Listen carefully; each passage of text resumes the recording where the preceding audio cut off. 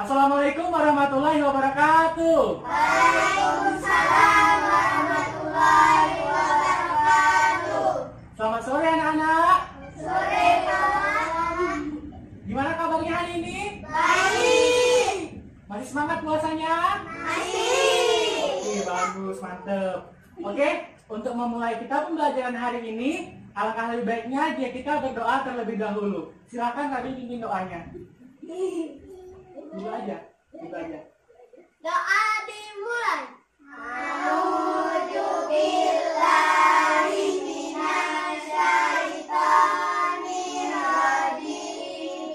Bismillahirrahmanirrahim. Rabbil sholli sadri wa yassir li amri wahlul 'uqdatam min lisani yafqahu qawli. Rabbil zidni ilma warzuqni fahma wa amala sholihan. Amin. Udah siap anak-anak hari ini untuk belajar? Oke, bentar ya.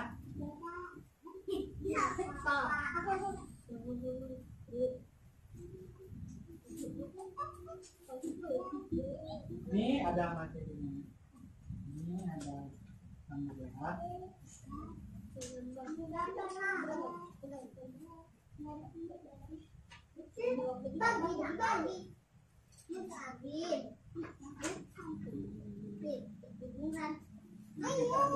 Tidurnya per kelompok ya.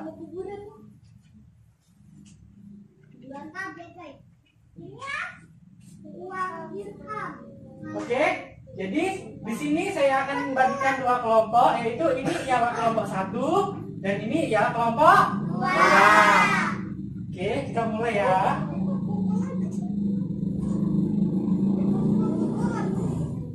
Nah, coba tenang dulu.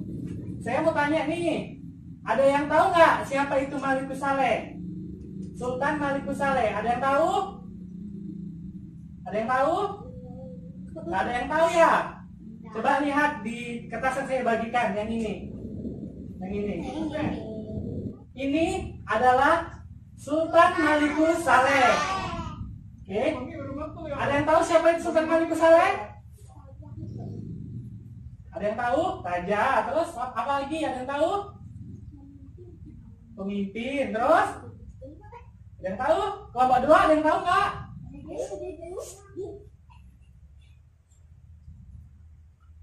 Oke, jadi Sultan Malikus Saleh itu adalah pendiri kerajaan terbesar di Asia Tenggara. Kerajaan tersebut didirikan pada penghujung abad ke-6 atau memasuki abad ke-7, atau di penghujung abad 12 memasuki abad 13. Kerajaan tersebut berdiri di Gampung atau Desa Beringin, Kecamatan Samudra Pasai, Kabupaten Aceh Utara, Provinsi Aceh, atau di provinsi kita ini. Coba saya meminta kelompok 1 untuk membaca yang pertama. Berdahuluan coba silakan baca. Dari sini, yang nomor 1. 1. Sultan Malikus Saleh bukanlah orang pertama pembawa Islam. Malikus Saleh adalah orang yang pertama sultan, tetapi bukan orang yang pertama membawa Islam. Nah, cukup dulu bentar. Jadi, Sultan Malikus Saleh itu bukanlah orang pertama yang membawa Islam di Aceh kita ini. Tapi, Sultan Malikus Saleh itu ialah orang yang pertama sultan, bukan orang pertama yang membawa Islam. Ngerti? Coba lanjutkan lagi Mulan. Hal ini disebabkan karena telah ditemukan 3 titik makam yang jauh lebih awal daripada makam Sultan Malikus Saleh. Jadi, kenapa dibilang Malikus Saleh itu bukan orang pertama yang membawa Islam di Aceh kita ini? Karena telah ditemukannya 3 titik makam terlebih dahulu, makam yang lebih awal sebelum makam Malikus Saleh. Ada 3 titik. Yang pertama namanya Ahmad, yang kedua namanya Muhammad. Keduanya wafat pada tahun 622 Hijriah atau 1225 Masehi. Sedangkan Sultan Malikus Saleh ditemukan yang tertulis pada batu nisannya pada tahun 696 Hijriah sesudah hijrah Nabi ke Madinah. Nah, coba lihat makam Malikus Saleh.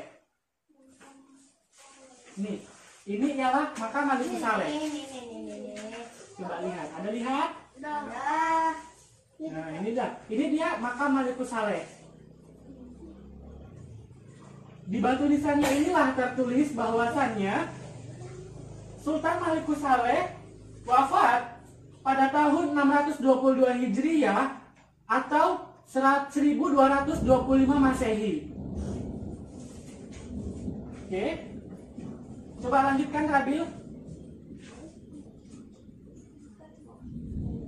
Jika kita membandingkan 74 tahun sesudah wafat Sultan Ahmad barulah wafat Sultan Malikus Saleh. Nah, cukup.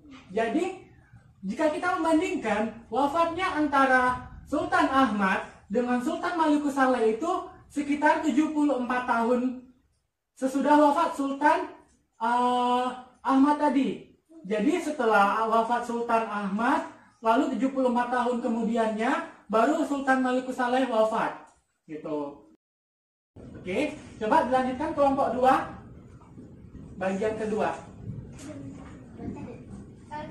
Coba baca Ferdi dulu. Enggak mandi. Silakan Ferdi. Sultan Malikus Saleh, sultan yang pertama berhasil mendirikan Islam. Sultan Malikus Saleh ialah sultan yang pertama yang berhasil mendirikan Islam. Hal ini disampaikan oleh Sultan Jalaluddin Asy'ari adalah dalam kitab Husnul Mudahara penafsir Quran 30 juz yang ditafsirkan dan diberi judul Jalalain. Tadi kan saya bilang bahwasannya Sultan Malikus Saleh bukanlah orang yang pertama Islam di Aceh ini, tapi Sultan Malikus Saleh ialah orang yang pertama yang berhasil mendirikan Islam di Aceh ini. Gitu. Hal ini disampaikan oleh Sultan Jalaluddin Asy'ari dalam kitab Husnul Mudahara penafsir Quran 30 juz yang ditafsirkan dan diberi judul Jalalain. Seseorang baru bisa mendapatkan gelar sultan jika kekuasaannya melebihi malik-malik.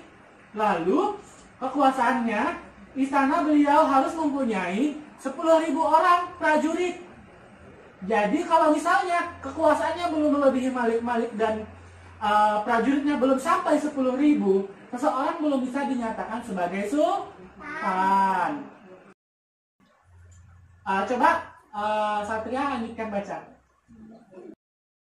Sultan Malikus Saleh wafat pada bulan Ramadan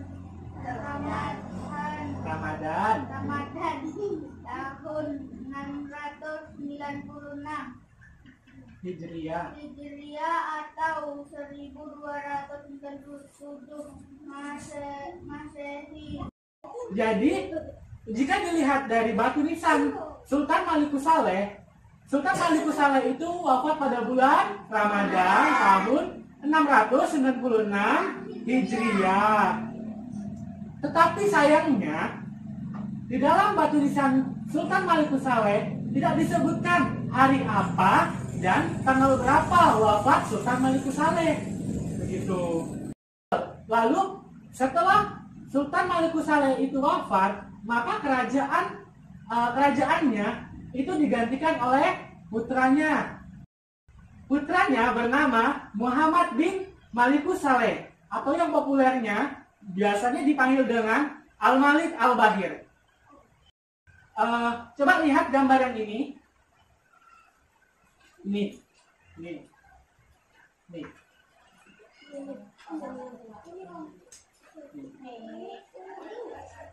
Ini adalah makam anak dari Sultan Malikus Saleh yang bernama Muhammad bin Malikus Saleh, atau yang biasa populernya dipanggil dengan Al-Malik Al-Bahir. Pada pimpinan anak Sultan Malikus Saleh atau pimpinan Muhammad bin Malikus Saleh itu, disitulah masa puncak kejayaan kerajaan tersebut. Disitulah puncak kerajaan dari mulai ekonominya, politiknya, bahkan pada era anak Sultan Malikus Saleh itu mereka mengeluarkan uang pertama, yaitu uang dirham. Coba lihat yang ini, gambar yang ini. Coba lihat gambar yang ini. Udah lihat semua? Ini adalah uang dirham. Uang pertama yang diciptakan pada zaman pimpinan anak Malikus Saleh. Oke? Uang dirham ini terakhir digunakan ketika Indonesia merdeka. Indonesia merdeka, lalu uang Indonesia menjadi uang negara. Uang negara Republik Indonesia. Dulu pertama keluar uangnya yaitu uang logam. Sekarang jadi uang kertas kan? Ya kan? Dulu uangnya itu uang logam. Jadi berakhirnya uang dirham ini setelah Indonesia merdeka. Begitu. Mengerti? Ada lagi yang mau ditanyakan? Kalau udah ngerti semua, saya ada tugas buat adik-adik semua.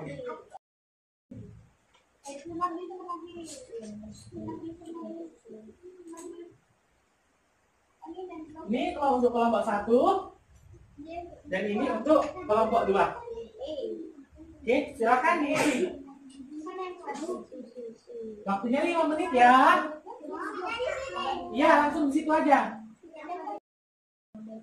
Ada yang sulit? Semuanya ada di materinya ya. Langsung diisi di sini aja. Di sini aja jawabannya ya. Oke. Buatnya langsung di sini aja.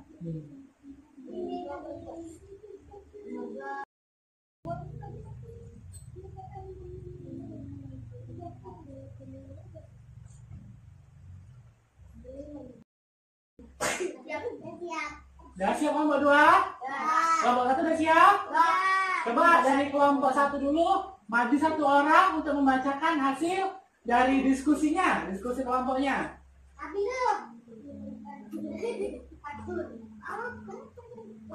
Silakan, maju Rabil, bacain. Kelompok yang lain disimak ya. Sini. Nah, silakan. Kelompok yang lain disimak ya. Siapa pendiri kerajaan terbesar di Asia Tenggara Jawa oleh Sultan Malikus Saleh? Pendiri kerajaan terbesar di Asia Tenggara oleh Sultan Malikus Saleh? Benar. Oke, tepuk tangan. Silakan ibu Rabi. Coba kelompok 2. Coba Ferdi.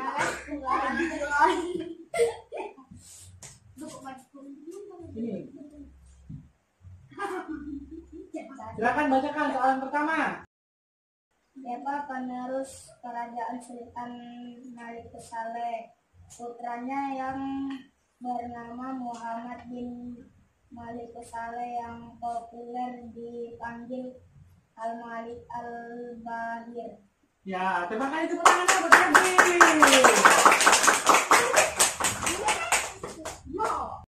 Baiklah, kita ambil kesimpulan secara bersama-sama ya, melalui yang sudah kita pelajarin tadi.